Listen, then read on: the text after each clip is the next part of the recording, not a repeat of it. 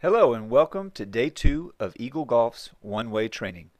Today we'll be discussing delivering the difference and Eagle 1.0. Let's begin with delivering the difference. In order to deliver the difference, we must first start by adhering to 4 unwavering standards for success. The first of which being respect, and that begins with respect for your peers. And remember, respect isn't something that's given, it's earned. So start by earning the respect of your peers, and they'll repay that in kind. It's respect for your product, and that means the food and beverage that we're handling and serving every day. But above that, it also means the experience that you're creating for your members and guests. Respect for your opportunity. And last but not least, respect for yourself. Be the person an entire team wants to follow and learn from. The second standard for success is remove apathy. Apathy is a cancer to our business. And just like the way a cancer grows in the body, apathy grows very quiet, very dormant, and very undetected at first. It starts with simple examples of a plate goes out with lukewarm fries, and someone says, it's okay, it's good enough. Or Stacy runs 5 minutes late every day of the shift, and someone says, don't worry, she's a great server, it's okay. Or by accident, silverware gets thrown away when you're cleaning off a plate into the dish pit, and someone says, don't worry about it, we'll buy more. These are small examples of how apathy can start, and it usually always ends with the phrase, it's good enough.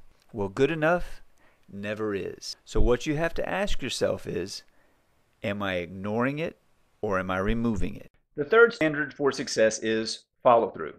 Any great coach or trainer in one of these sports would teach you the importance of follow through on either your swing or your shot in order to score. The same principle holds true in our business, except for the fact that in our business, follow through would look more like reading your order back before walking away from a table. And then when you're delivering the dish, reciting what the order was. So for example, if a member or guest orders a salad with no cheese and no onions, as you take the order, you read it back as they ordered it. You then recite it back as you drop the plate off. Here's your salad, no cheese, no onion. It's a small example, but a perfect example of following through to ensure the member or guests are receiving the dish as they ordered it. The fourth standard for success is set the bar. Eagle Golf has one way, and it's the Eagle way. And that's the bar that's been set that we all challenge ourselves to stay over. And it takes training and daily discipline to stay over that bar. This quote here at the bottom is great. We train because we care. We challenge ourselves because we must. And we win because losing just isn't an option. Now let's take a look at understanding the basics. When we talk about understanding the basics, we're talking about understanding the fundamentals of what it takes to simply deliver quality service so that we can seek to meet our members' expectations. And the basics start with professionalism.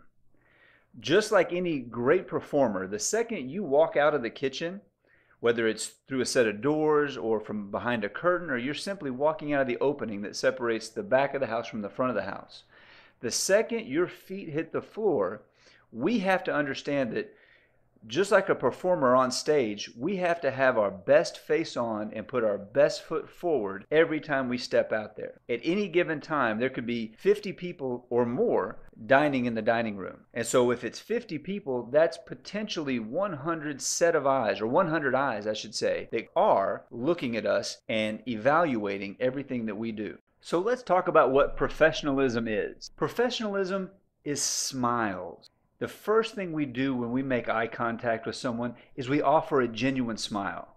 We're not this guy. We're not the guy that you've probably had wait on you at some point in your past. He's just waiting for you to place your order, pay your check, and move along so that he can make his tip. Professionalism is also how we carry ourselves. It's our body posture. We stand upright and erect. Our clothes are pressed. Our aprons pressed. We have all our tools. We're looking around to assess the room to see what is needed. We're not leaning on the bar or leaning on a door or sitting down at a table. Remember, you never know who's watching you. Another way we measure our professionalism is in our nonverbal communication skills. It's not always about what we're saying when we speak. It's about what we're saying when we're not speaking. So some good examples of bad nonverbal communication would be frowning, not making eye contact, not shaking a member or guest's hands, goofing off with our coworkers off to the side or in the service station where members and guests can still see you, loud music coming out of the kitchen, bad smells such as burnt food by accident, or maybe a fishy smell, or body odor even, or bad breath. Bad smells can be real deterrents to a good time, as you probably know.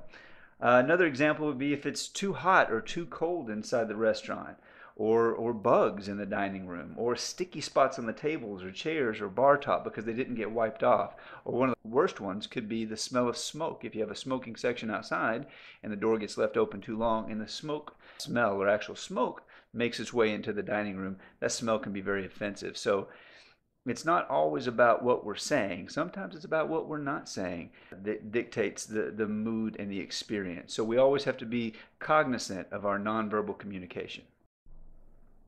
Our professionalism is also evident in how clean we keep our tables and our floors. Before a shift begins, we take a look at every single table and make sure it's turned the correct way and that the aisles are very present because all the chairs have been pushed in. The table tops are wiped down so there's no sticky spots. The linen is nice and pressed and folded and straightened. The silverware and glassware have been polished and are lined up and straightened on the tables. When your members and guests dine and then get up and the table gets reset, it must be reset to look exactly the way it did when the shift began. And the tables must be turned and aligned, chairs pushed in, silver and glassware polished and placed where it's supposed to go, and nice crisp linen placed back on the table. If you're working in an environment that does roll-ups or paper napkins, again, the same standard applies. It's the same level of professionalism. We want to make sure that the tabletops stay nice and clean. We don't have a section over to the side where dirty plates stack up on a tray jack. We don't wipe our crumbs onto the floor. We wipe them off into our hand and throw them in the trash. Or if they do get wiped onto the floor, we sweep them up in between. That dictates our level of professionalism. Another example of good professionalism is how well we pre-bus and then bus our tables before the members and guests get up to leave. Throughout the meal, as they finish each course, if they're eating multiple courses, we want to make sure and remove the dirty plates as they finish. We don't want dirty plates to sit in front of a member or guest for more than a minute or so after they have finished it. We want to make sure we get it out of the way and replace the dirty silver with clean silver so that they have room in front of them for the next course to arrive. Or if it's at the end of the meal, we want to go ahead and pre-bus everything off the table so that the only thing left is what they need to finish their meal. If it's their cocktail or glass of wine, we'll leave that. A glass of water, we'll leave that. If they don't need any more silverware because they have no more dishes coming out, remove the silverware. We never want our members and guests to have dirty dishes piling up in front of them at the end of a meal. Just like if you were entertaining at your home, once the meal is over, you want to get those dirty dishes out of the way, take them to the kitchen so that there's plenty of room at the table to sip on some coffee or have a little dessert and have a nice conversation to end the experience. The last but probably one of the finest points of professionalism is in our ability to manicure our tables. Even if you work at a place that just offers burgers and fries, you still want to take the time to wipe the crumbs, be it breadcrumbs or sugar from a sweetener packet that's been spilt or something that's just fallen off the edge of a plate. If it's sitting on the table, taking the time during the course of the meal to actually what's called crumb the table or get those crumbs off the table during a meal can be one of the finest points of professionalism. It allows people to put their hands back on the table without getting breadcrumbs or sugar or something sticky stuck to their hands. Basically, in a nutshell, professionalism is just about the five senses. It's what they see, it's what they hear, it's what they smell, what they taste, and what they feel, all dictated by us. If our professionalism is high, then we have dictated things to their five senses that enhance their experience. If our professionalism is low, then we have dictated their experience to be a poor one. So we get to make the choice based on our level of professionalism. And our goal is to strive to dictate a great experience to our members and guests by delivering high quality service and a professional atmosphere. Okay, now that we understand the basics, let's talk about Eagle Golf's minimum standards. One of the most important minimum standards is sense of urgency. To Eagle, sense of urgency is understanding when the pace of service is increasing and when it's decreasing, and knowing how to adjust to it without compromising the service experience. And we do this by keeping our head on a swivel. Our eyes are up and scanning. We have no tunnel vision. We're never looking down at the floor or looking down at our check presenter. We're always looking up. Our heads are moving around. We assess as we move, and we analyze what's needed. This allows us to understand when a table needs to get in and out in an hour, or when they want to stay for 2 or 3 hours to enjoy a long dining experience. You want to adjust to the sense of urgency that the table is dictating so that you can get their drinks in and out quickly and their food in and out quickly and get them on their way if they're needing a shorter dining experience, and you can slow down the pace for the tables that are wanting to stay there longer.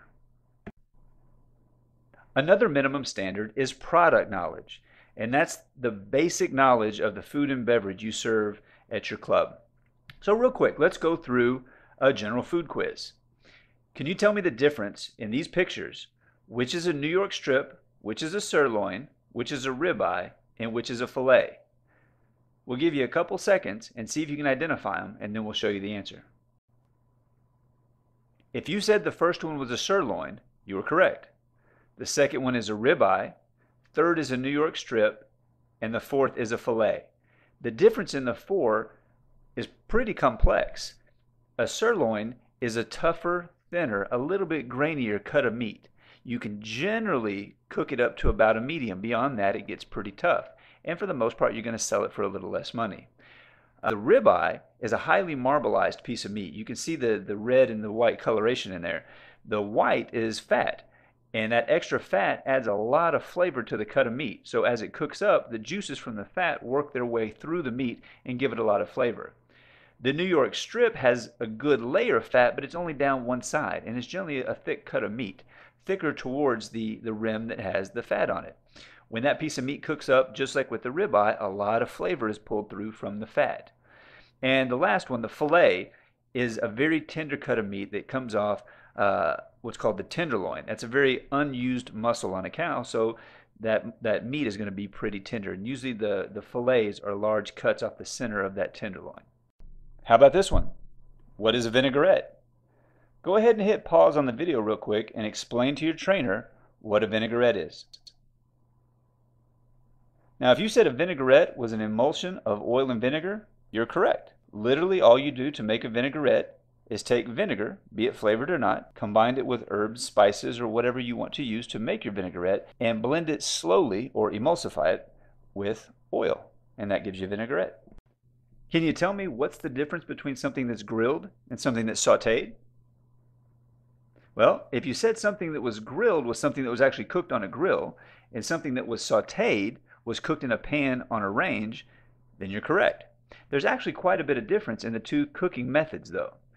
When you cook something on a grill, generally you're cooking it with wood, and therefore the flavor of the wood is going to absorb into the meat, giving the meat a little bit different flavor. You're also going to have char or burn marks on the meat, which is again going to give the meat a little bit different flavor. When you pan saute something, you're cooking it at a very high temperature. Thus, when the meat skin hits the saute pan, it's going to sear it. And as you sear each side of the meat, you're going to be sealing the juices in.